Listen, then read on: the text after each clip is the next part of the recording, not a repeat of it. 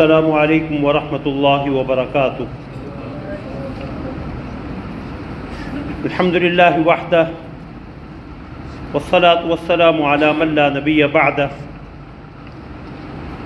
اما بعد فاعوذ باللہ من الشیطان الرجیم،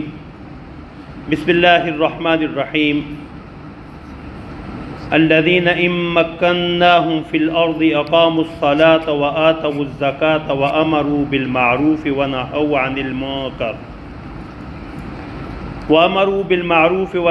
عن المنکر وللہ عاقبۃ الامور۔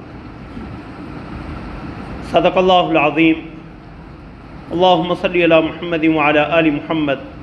کما صلیت علی ابراہیم وعلی آل ابراہیم انک حمید مجید۔ اللہم بارک علی محمد وعلی آل محمد کما بارکت علی ابراہیم وعلی آل ابراہیم انک حمید مجید۔ سبحانک لا علم لنا الا ما علمتنا انک انت العلیم الحکیم۔ رب اشرح لی صدری ویسر لی امری واحلل عقدۃ من لسانی یفقهوا قولی۔ اللہم انفعنا بما علمتنا وعلمنا ما ينفعنا وزدنا علما۔ اما بعد، حضرات محترم، اللہ رب العزت نے ہم پہ جو احسانات فرمائے ہیں، اللہ کے ان عظیم احسانات میں سے ایک بڑی نعمت، ایک بڑا احسان آزادی کی نعمت اور آزاد وطن کی نعمت ہے۔ آزادی کی اہمیت کیا ہے اور شریعت کی روح سے وطن کی اہمیت کیا ہے، قرآن و حدیث سے صرف دو حوالوں کا ذکر کر کے آزادی کے عملی تقاضوں کے حوالے سے کچھ گفتگو کا ارادہ ہے۔ دعا فرمائے اللہ رب العزت مجھے حق بات احسن پیرائی میں کہنے کی توفیق عطا فرمائیں، اور کہنے سننے سے بڑھ کے اللہ ہمیں عمل کی توفیق عطا فرمائیں۔ آزادی ایک مستقل نعمت ہے اور وطن انسان کے لیے ایک اور مستقل نعمت ہے۔ اللہ رب العزت نے قرآن کریم میں آزادی کی جن تحریکات کا ذکر کیا ہے، ان میں ایک اہم تحریک آزادی حضرت موسیٰ علیہ السلام اور ہارون علیہ السلام کی قیادت میں فرعون اور آل فرعون سے بنی اسرائیل کی آزادی کی تحریک ہے۔ اللہ رب العزت نے سورہ شعراء میں اپنے ان دونوں پیغمبروں کو فرعون کے پاس جانے کا حکم دیا اور فرمایا فاذهبا بآیاتنا انا معکم مستمعون، تم دونوں میری نشانیاں لے کے جاؤ، ہم تمہارے ساتھ ہیں اور سن رہے ہیں۔ فأتیا فرعون، تم دونوں فرعون کے پاس جاؤ، فقولا انا رسول رب العالمین، اور دونوں سے یہ کہنا کہ ہم تیرے اور اپنے جہانوں کے رب کے بھیجے ہوئے رسول ہیں۔ اگلی آیت کریمہ توجہ کی متقاضی ہے، ان ارسل معنا بنی اسرائیل، کہ ہارون علیہ السلام اور موسیٰ علیہ السلام کو اللہ رب العزت نے احکام شریعت بیان کرنے کا حکم نہیں دیا، بلکہ پہلا مطالبہ اللہ نے انہیں جو حکم دیا فرعون اور آل فرعون کے سامنے رکھنا، ان ارسل معنا بنی اسرائیل، کہ تم نے جو نسلوں سے میری قوم بنی اسرائیل کو غلام بنا رکھا ہے، انہیں آزاد کر اور میرے ساتھ جانے دے۔ اب یہاں فرعون اور موسیٰ علیہ السلام کا مکالمہ اللہ رب العزت نے ذکر کیا کہ فرعون کہنے لگا قال الم نربک فینا ولیدا ولبثت فینا من عمرک سنین، کہ کیا ہم نے تمہیں بچپن میں پالا پوسا نہیں اور تو اپنی عمر کے بہت سے سال ہمارے اندر رہا، وَفَعَلْتَ فَعْلَتَكَ الَّتِي فَعَلْتَ وَأَنْتَ مِنَ الْكَافِرِينَ، اور تو نے وہ کام کیا، وہ کارنامہ سر انجام دیا جبکہ تو ناشکروں میں تھا۔ فرعون کا اشارہ حضرت موسیٰ علیہ السلام کے ہاتھوں، جو آل فرعون قبطی ایک شخص مارا گیا تھا، اس کی طرف اشارہ تھا۔ تو حضرت موسیٰ علیہ السلام نے جواب دیا، قال فعلتها اذا وانا من الضالین، کہ مجھ سے وہ کام جب سرزد ہوا ہے تو میں بے خبروں میں تھا، بے خبری کے عالم میں مجھ سے وہ حرکت سرزد ہوئی۔ ففررت منکم لما خفتکم، تمہارے خوف کی بنا پہ میں یہاں سے بھاگ کھڑا ہوا، لیکن فوہب لی ربی حکما، میرے رب نے مجھے حکم عطا کیا، نبوت عطا کی، وجعلنی من المرسلین، اور مجھے رسولوں میں سے بنایا۔ اور پھر حضرت موسیٰ علیہ السلام نے اس کے احسان کو یکسر مسترد کیا، وَتِلْكَ نِعْمَةٌ تَمُنُّهَا عَلَيَّ أَنْ عَبَّدْتَ بَنِي اسرائیل، فرمایا یہ وہ نعمت ہے جو تو مجھے جتلا رہا ہے کہ تو نے چند سال میری پرورش کی، لیکن اس پرورش کے بدلے میں تو نے یہ صلہ دیا کہ نسلوں سے میری قوم بنی اسرائیل کو تو نے غلامی کی زنجیروں میں جکڑ رکھا۔ تو یہاں حضرت موسیٰ علیہ السلام کے جملے نے یہ بھی بتلایا کہ قوموں کی زندگی میں صرف سہولیات کوئی معنی نہیں رکھتی، شاہی محلات کی پرورش، شاہی محلات کی نعمتیں اور سہولیات کوئی حیثیت نہیں رکھتی جب قوموں کے پاس وقار، آزادی اور خود مختاری نہ ہو۔ تو ان آیات مبارکہ میں حضرت موسیٰ علیہ السلام نے تورات اور اللہ رب العزت کی طرف سے دی جانے والی شریعت کا تذکرہ نہیں کیا، بلکہ فرعون سے یہ مطالبہ کیا ہے کہ تم بنی اسرائیل کو آزاد کر دو۔ تو آزادی ایک اہم نعمت ہے جس کا اللہ رب العزت نے قرآن کریم میں یہاں ذکر کیا۔ وطن کی شریعت میں کیا اہمیت ہے؟ رسول اللہ صلی اللہ علیہ وسلم کی ایک حدیث مبارک کا حوالہ دینا چاہوں گا، صحیح بخاری کی حدیث ہے حضرت عائشہ رضی اللہ تعالی عنہا سے، کہ جب رسول اللہ صلی اللہ علیہ وسلم اور آپ کے ساتھ مکہ مکرمہ سے مہاجرین ہجرت کر کے مدینہ منورہ تشریف لائے، تو مدینہ منورہ اس وقت وباؤں کی سرزمین تھی، یثرب کے نام سے مشہور تھی۔ تو یہاں آ کے حضرت ابوبکر صدیق رضی اللہ تعالی عنہ اور حضرت بلال رضی اللہ تعالی عنہ بھی شدید بخار میں مبتلا ہوئے۔ اب اسی بیماری میں یہ دونوں بزرگ اپنے وطن کو یاد کرتے ہیں، اپنے اپنے انداز میں۔ حضرت ابوبکر رضی اللہ تعالیٰ عنہ بھی اور سیدنا بلال رضی اللہ تعالیٰ عنہ بھی وطن کو یاد کرتے ہیں، اپنی بے قراری، بے چینی کا اظہار کرتے ہیں۔ تو سیدہ عائشہ رضی اللہ تعالیٰ عنہ فرماتی ہیں کہ میں نے اس کا تذکرہ رسول اللہ صلی اللہ علیہ وسلم کے سامنے کیا کہ رسول اللہ، ابوبکر میرے والد اور حضرت بلال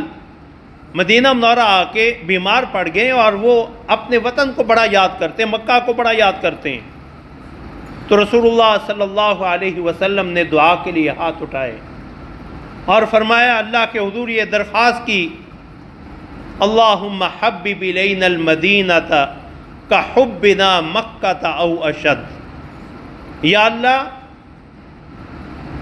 ہمیں مدینہ ایسے ہی محبوب بنا دے جیسے ہمارے دلوں میں مکہ مکرمہ کی محبت ہے، بلکہ اس سے بھی زیادہ مدینہ ہمیں محبوب کر دے۔ اور شاید رسول اللہ صلی اللہ علیہ وسلم کی اسی دعا کا نتیجہ ہے کہ حرمین شریفین مکہ اور مدینہ دونوں اہل ایمان کو محبوب ہیں، لیکن مدینہ منورہ کا ذکر ہوتے ہوئے یا سنتے ہوئے ہر مسلمان کے دل کی کیفیت اور ہی ہو جاتی ہے۔ اور پھر رسول اللہ صلی اللہ علیہ وسلم نے مزید دعا کی، وَصَحِّحَا، اے اللہ مدینہ منورہ کی اس وبائی فضا کو ختم فرما کے اسے صحت اور سلامتی والا مرکز بنا دے۔ وبارک لنا فی ساعھا ومدھا، اور اس کے پیمانوں میں ساع و مد میں برکت عطا فرما۔ یہ رسول اللہ صلی اللہ علیہ وسلم نے مدینہ منورہ کی معاشی برکت کی دعا فرمائی، اور فرمایا وَانْقُلْ حُمَّاهَا وَاجْعَلْهَا بِالْجُحْفَةِ، اور یہاں کی اس وبا کو اور وبائی بخار کو یہاں سے منتقل کر کے جحفہ میں لے جا۔ جحفہ جو ہے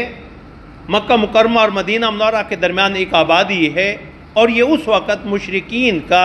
مرکز تھا، دار شرک تھا، تو اس لیے رسول اللہ صلی اللہ علیہ وسلم نے دعا فرمائی، اور رسول اللہ صلی اللہ علیہ وسلم کسی دعا کی بنا پہ وہ مدینہ جو کبھی یثرب وبا زدہ علاقہ کہلاتا تھا، اسے رسول اللہ نے طیبہ اور طابہ قرار دیا کہ یہ خوشگوار سرزمین ہے، برکتوں والی سلامتی والی سرزمین ہے۔ اور مدینہ منورہ کی یہ حصی اور ظاہری برکات بھی جنہیں اللہ رب العزت نے حرمین شریفین کی حاضری کی سعادت دی ہے، وہ اس سے بخوبی آگاہ ہیں۔ اور وطن کے ساتھ محبت کا ایک اور مختصر حوالہ رسول اللہ صلی اللہ علیہ وسلم کی سیرت طیبہ سے جو ملتا ہے، صحیح بخاری اور صحیح مسلم ہی کی روایت ہے کہ رسول اللہ صلی اللہ علیہ وسلم جب سفر پہ جاتے، واپسی پہ مدینہ منورہ کے آثار دکھائی دیتے، دور سے مدینہ منورہ کے پہاڑ دکھائی دیتے، تو رسول اللہ صلی اللہ علیہ وسلم اپنی سواری کو تیز فرما لیتے، اور بالخصوص جبل احد کے حوالے سے فرمایا ھذا جبل یحبنا ونحبہ، کہ احد پہاڑ ہم سے محبت رکھتا ہے اور ہم اس سے محبت رکھتے ہیں۔ تو یہ دو نعمتیں، آزادی کی نعمت ایک مستقل نعمت ہے جس کے لیے اللہ رب العزت نے اپنے جلیل القدر انبیاء و مرسلین کو مبعوث فرمایا، اور وطن کی نعمت کہ انسان جہاں رہتا ہے وہاں اللہ رب العزت اسے امن و امان دے دے، اسے سکون اور چین والی زندگی دے دے، اسے معاشی فراوانی دے دے، تو یہ بھی اللہ رب العزت کی ایک مستقل نعمت ہے۔ حضرت عبداللہ بن محسن رضی اللہ تعالیٰ عنہ کی صحیح حدیث ہے سنن ترمذی کی کہ رسول اللہ صلی اللہ علیہ وسلم نے فرمایا من اصبح منکم آمنا فی سربہ معافا فی جسدہ عندہ قوت یومہ فکأنما حیزت لہ الدنیا، جو شخص اپنے گھر میں سکون اور اطمینان سے صبح کرے اور اس کے جسم میں بھی اللہ نے اسے عافیت عطا کر رکھی ہو، عندہ قوت یومہ، ایک دن کا کھانا روزی اس کے پاس موجود ہو، تو گویا اللہ نے ساری دنیا اس کے لیے اکٹھی اسے عطا کر دی ہے۔ اللہ رب العزت نے ہمیں ملک عزیز پاکستان کی صورت میں جو آزادی دی اور جو یہ وطن عطا کیا، اس پہ ہم اللہ کا جتنا بھی شکر بجا لائیں کم ہے۔ وقت نہیں کہ میں تحریک پاکستان کے حوالے سے کچھ کہہ سکوں کہ یہ نعمت ہم نے کیسے حاصل کی۔ آج بدقسمتی سے ہمارا نوجوان طبقہ تحریک پاکستان کی ان کٹھر مراحل سے آگاہ ہی نہیں ہے، اس لیے وہ ناشکری کے اور ناقدری کے کلمات زباں پہ لاتا ہے۔ تفصیل میں نہیں جاتا، لیکن اس وقت کے جو سرکاری گزٹ کی رپورٹ ہے، سن 1947 کے سرکاری اخبارات کی جو رپورٹ کہ اس ملک عزیز پاکستان کے لیے ہم نے 10 لاکھ شہداء کا نذرانہ پیش کیا ہے، اور یہی نہیں، سرکاری گزٹ کی رپورٹ کے مطابق قیام پاکستان کے وقت میری اور آپ کی 75,000 ماؤں بہنوں بیٹیوں کی عزتیں لوٹی گئی تھی۔ اس پاکستان کی بنیادوں میں شہداء کا خون بھی ہے، اور ہماری ان مظلوم اور بے بس بہنوں بیٹیوں کی آہیں اور سسکیاں بھی ہیں۔ اور قیام پاکستان کے وقت ہم نے الگ وطن کا جو مطالبہ کیا تھا، اس کے دو بڑے محرکات تھے کہ ہمارا مذہب اور دین جدا ہے، ہندوؤں سے جدا ہے، اور ہماری تہذیب ان سے جدا ہے۔ یہ دو بڑے مطالبہ محرکات تھے آزاد اور الگ وطن کے۔ اور اس کے بعد قرارداد مقاصد میں بھی جو پاکستانی آئین کی اہم ترین بنیاد ہے، 3 اہم دستوری شقیں جو ہے، سب سے پہلی کہ اس ملک میں حاکمیت اللہ کی ہوگی، اور اللہ رب العزت کے دیے ہوئے اختیارات کی بنا پہ اقتدار عوام کے منتخب نمائندوں کو حاصل ہوگا، دوسری بنیاد۔ اور تیسری اہم بنیاد کہ اس ملک میں کوئی قانون قرآن و سنت سے متصادم اور مخالف نہیں ہوگا۔ میں اور آپ اپنے اپنے گریبانوں میں جھانک کے دیکھیں کہ ہم نے اللہ سے کیے ہوئے اس وعدے کو کہاں تک نبھایا ہے۔ ان تینوں بنیادی اصولوں میں سے شاید کوئی ایک اصول بھی ایسا نہیں ہے جس کی ہم نے عملی طور پہ پاسداری کی ہو۔ زبانی نعرے تو ہیں، لیکن عملی طور پہ ہم تینوں اصولوں کی پاسداری نہیں کر سکے۔ اور اللہ رب العزت کا ضابطہ یہ ہے کہ جب کوئی نعمت اللہ سے بطور خاص مانگ کے لی جائے اور پھر اس نعمت کی ناشکری کی جائے تو اللہ کا عذاب بڑا سخت آتا ہے۔ اللہ رب العزت نے سورہ مائدہ کے اختتام پہ حضرت عیسیٰ علیہ السلام کی اس دعا کا ذکر کیا جب ان کے حواریوں نے مطالبہ کیا کہ اللہ سے دعا کریں اللہ دسترخوان اتارے، ہماری روزی کا بندوبست کرے۔ قال عیسی ابن مریم اللہم ربنا انزل علینا مائدۃ من السماء تکون لنا عیدا لاولنا وآخرنا وآیۃ منک وارزقنا وانت خیر الرازقین۔ عیسیٰ علیہ السلام نے اللہ کے حضور دعا کی، اے اللہ ہمارے پروردگار، تو مائدہ نازل فرما، دسترخوان نازل فرما، طرح طرح کی نعمتیں ہوں جو ہم میں سے اگلوں پچھلوں کے لیے عید ہو، خوشی کا موقع ہو، ہمیں رزق عطا فرما، تیری وآیۃ من، تیری طرف سے نشانی ہو اور ہمیں رزق عطا فرما، تو بہتر رزق دینے والا۔ قال اللہ انی منزلها علیکم، اللہ نے فرمایا میں تمہاری دعا قبول کر کے یہ مائدہ اتار تو دیتا ہوں، لیکن یاد رکھنا فَمَن يَكْفُرْ بَعْدُ مِنْكُمْ فَإِنِّي أُعَذِّبُهُ عَذَابًا لَا أُعَذِّبُهُ أَحَدًا مِنَ الْعَالَمِينَ۔ یہ دسترخوان تو مل جائے گا تمہیں، یہ مائدہ تو عطا ہو جائے گا،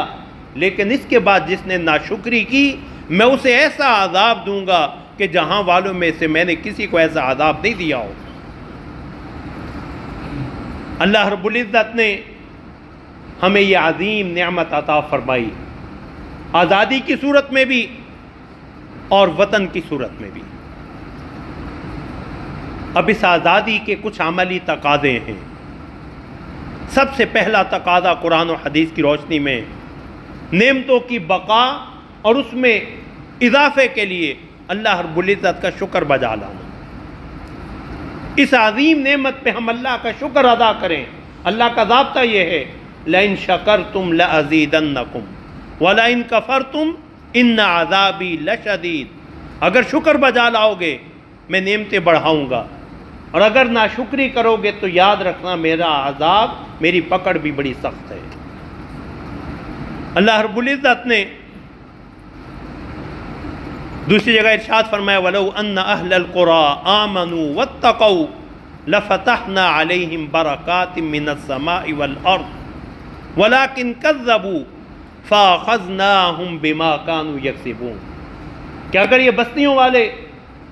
ایمان اور تقوی اختیار کر لیں تو ہم ان پہ آسمان و زمین کی برکتوں کے دروازے کھول دیں، لیکن انہوں نے جھٹلایا، نہ شکری کی، نہ قدری کی، تو ہم نے ان کے اعمال کی بنا پہ ان کو پکڑ لیا۔ ناشکری کا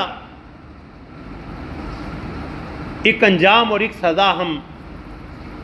مشرقی پاکستان کو اپنے ایک بازو کو کٹوا کے کر چکے ہیں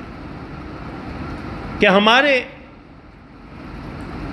اللہ رب العزت کے ساتھ کیے ہوئے وعدے کی خلاف ورزی کی بنا پہ مسلمان کا گلا کاٹنے میں مصروف ہوا، اور بالآخر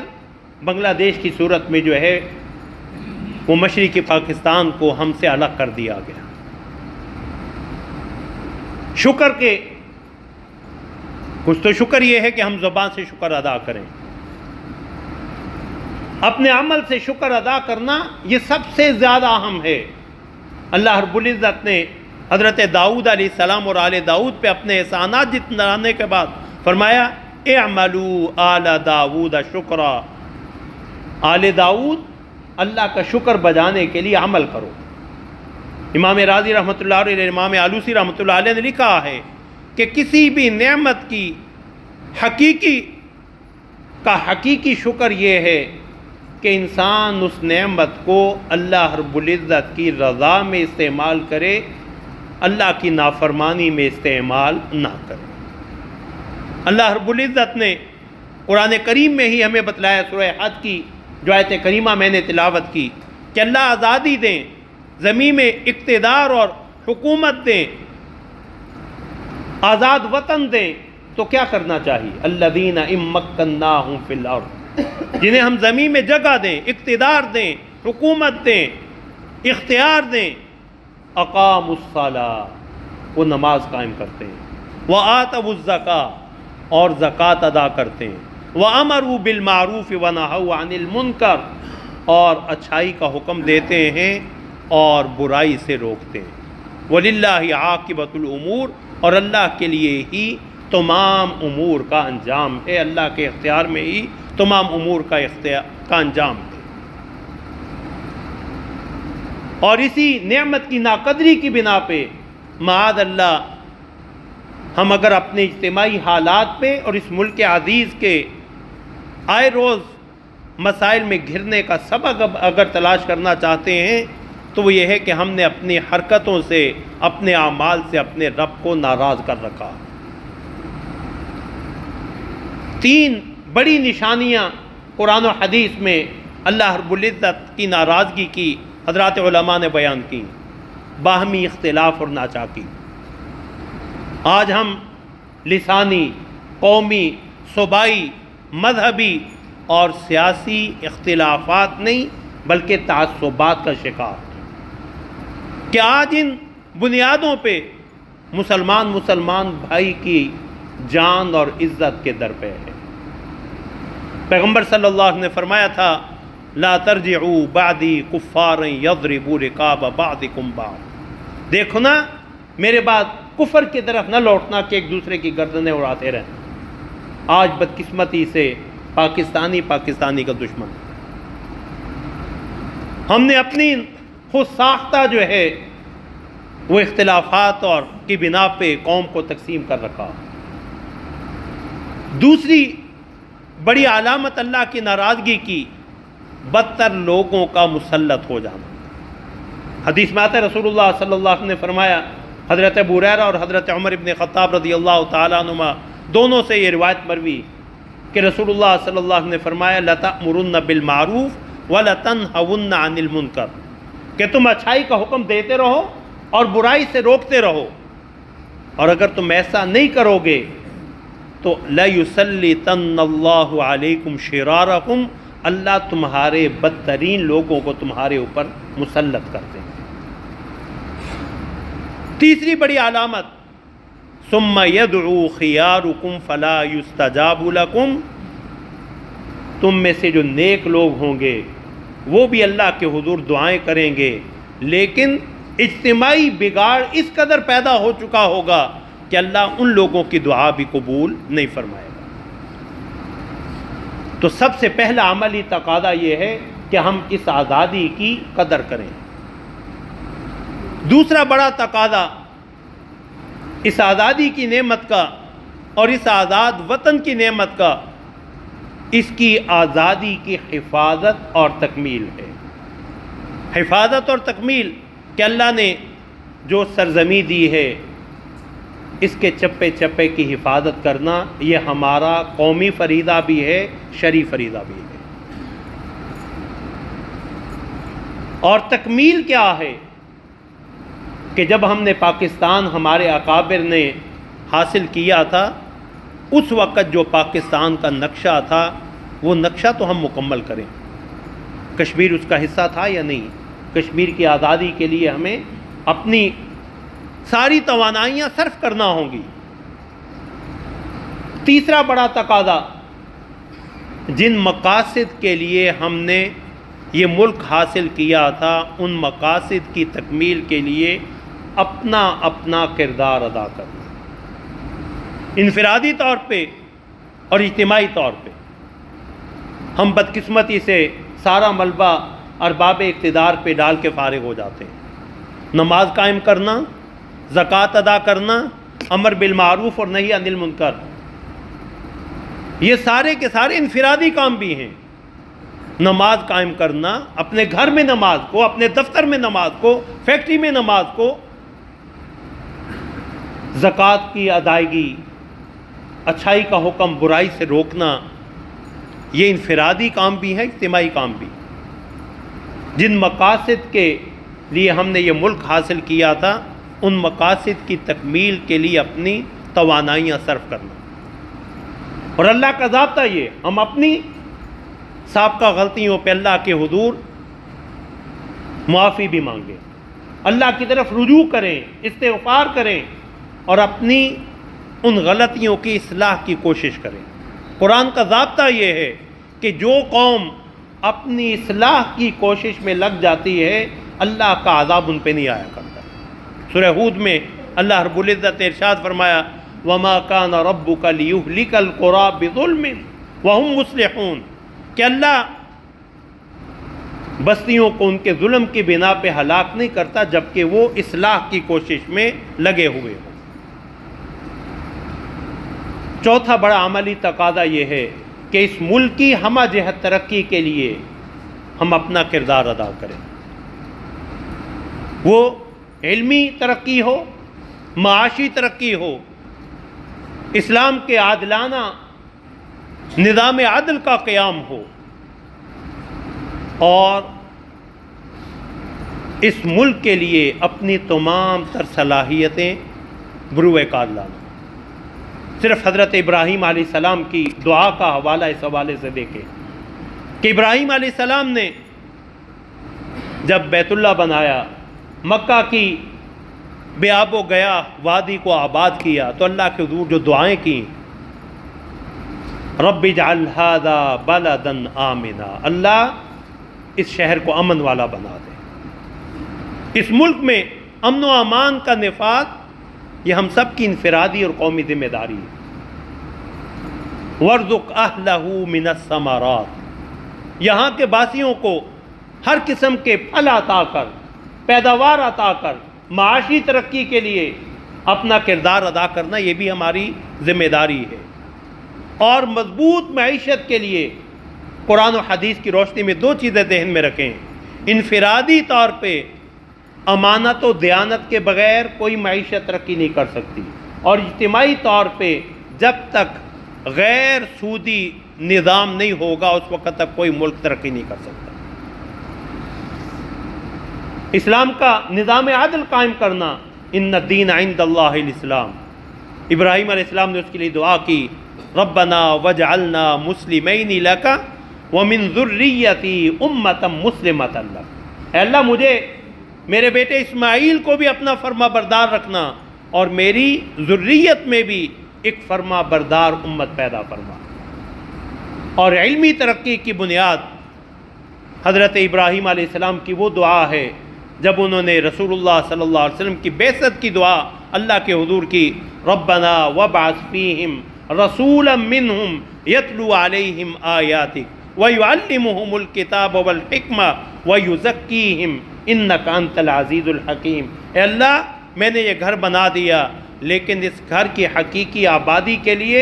تو ان میں وہ پیغمبر عظیم الشان پیغمبر بھیج جو تیری آیتیں انہیں پڑھ کے سنائے، کتاب و حکمت کی تعلیم دے، ان کا تزکیہ کرے، اللہ رب العزت ہمیں اس آزادی کی نعمت کی قدر کرنے کی توفیق عطا فرمائیں۔ اللہ ہمیں اس ملک عزیز پاکستان کے ساتھ اخلاص نصیب فرمائیں۔ وآخر دعوانا ان الحمدللہ رب العالمین۔